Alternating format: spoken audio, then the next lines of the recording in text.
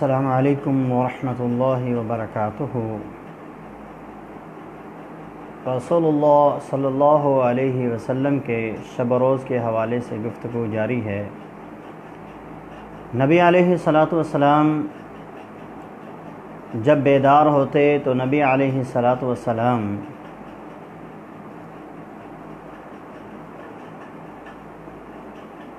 سب سے پہلے اپنے ہاتھوں کو دھوتے، اور آپ نے ارشاد فرمایا اذا استيقظ احدكم من منامه فلا يغمس يده حتى يغسله۔ تم میں سے کوئی بندہ جب اپنی نیند سے بیدار ہوتا ہے تو اس وقت تک وہ اپنے ہاتھوں کو پانی میں مت ڈالے یہاں تک کہ ان کو پہلے دھو لے۔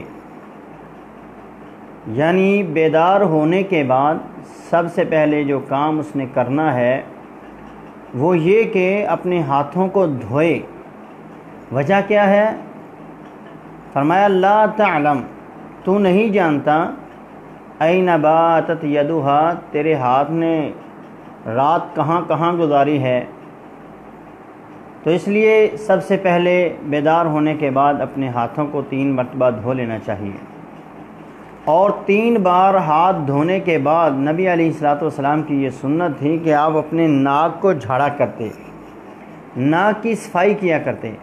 آپ نے ارشاد فرمایا استيقظ احدكم من منامه، جب تم میں سے کوئی بندہ اپنی نیند سے بیدار ہو فلیستنثر ثلاثا، اس کو چاہیے کہ وہ اپنے ناک کو 3 بار جھاڑے۔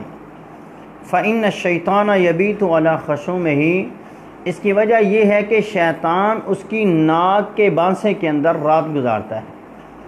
شیطان اپنے شیطانی اثرات وہاں چھوڑتا ہے، اس لیے بندے کو چاہیے کہ وہ 3 دفعہ اپنے ناک میں پانی چڑھائے اور پھر 3 دفعہ ہی اپنے ناک کو جھاڑے، تاکہ جو شیطان کے اثرات ہیں وہ اس کے ناک سے نکل جائیں، اس کے جسم کو شیطانی اثرات سے پاک کر دیے جائیں۔